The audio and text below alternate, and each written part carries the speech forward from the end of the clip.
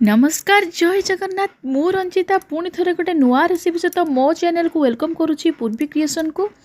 हाँ आज्ञा दर्शक बंधु आपण मैंने वीडियो रे देखि पारुछंती ना गोटे थाली रे एते सुंदर सुंदर खाइबा सब सजाई अछि।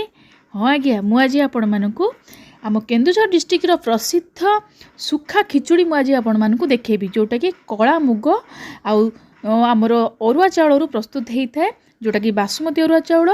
तो ये जो खिचुड़ी रेसिपीटा आपण मैंने जानते यहाँ निहाती भाव में महाप्रभु जगन्नाथंकर गोटे प्रिय खाद्य यह भोग लगी था श्रीमंदिर रे सुना थाली खिचुड़ी भोग। तो निश्चिंत भाव में मुझे आपण मानक आम केन्दुझर डिस्ट्रिक्ट रे को प्रोसेस रे ए खिचुड़ी प्रस्तुत हुए ता मुझे आपण मानक निश्चिंत शिखेबी।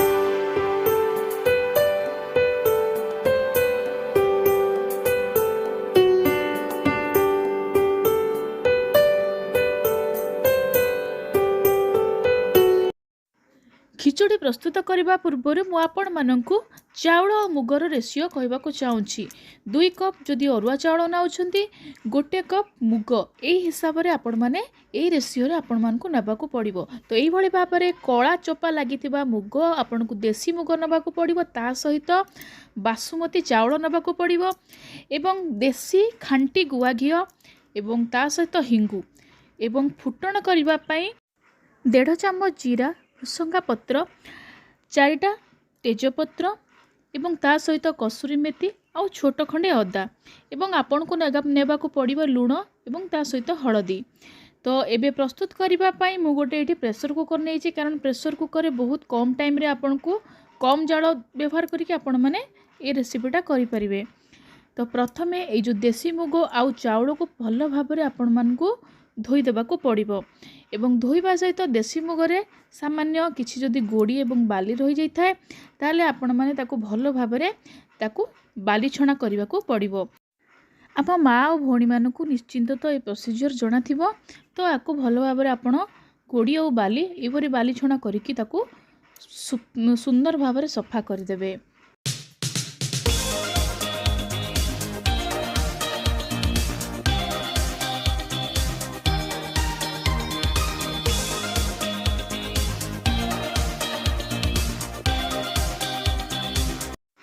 सुखा खिचुड़ी प्रस्तुत करने आपण मानकू पानी माप उपर ध्यान देवाक पड़ो। तेणु आपण मैंने जो कप रे चाउल मुग मापिकी नहीं से कप रे पानी नेबाकू पड़ो।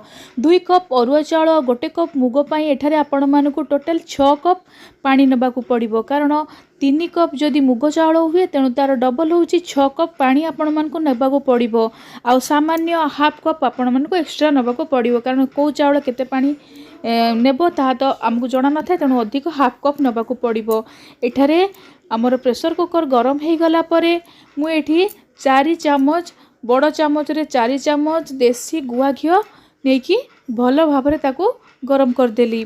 तो मु आपण मानकू देखिबी पूरा प्रोसीजर तो वीडियो को जमा स्किप करंतु नाही।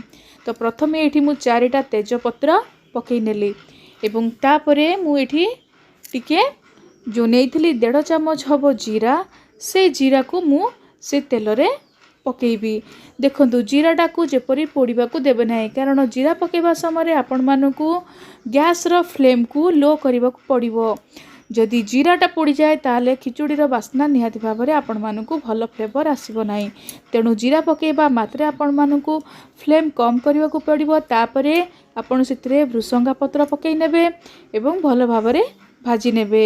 एहीपरि भाव में फुटण हो सारा पर आपण धोई रखिथिबा मुगटी को सेथिरे पकई नेबे एवं सब मुग गुड़ा को पकई नहीं सांगे सांगे सेथिरे भल भाव में ताकू गोलाई भाजी नेबे।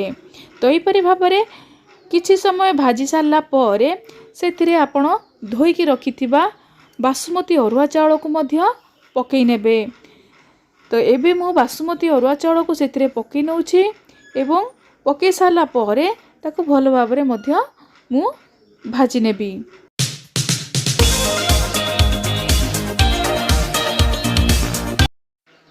चाउल एवं मुग को 2 मिनिट भाजिबा परे सेथिरे गोटे बड़ चामच रे 1 चामच हळदी पाउडर पकेबा एवं सेथिरे भल रे गोळाई नेबा एवं ताकू भल रे भाजी नेबा।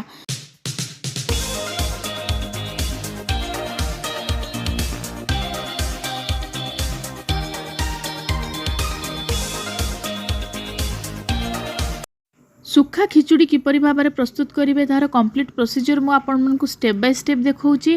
तो टोटाली भी आपण मैंने कौन भी स्टेप को स्किप करंतु नाही।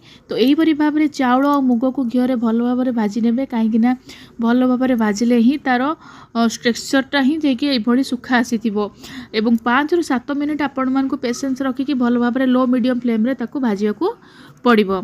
तो एबे टाइम आसीगला भजा हो सारा पर आपण मैंने माप करके रखिथिबा पानी को से ऐड कर नियंतु एवं सबुबले मन रखिए पानी को बराबर हिसाब रे नेबे कारण जेतिकी मुग चाउल नेबे तार डबल सबुबले पानी नेबे। बार बार आपण मानक स्टार्टिंग रू ही कहि आसीची।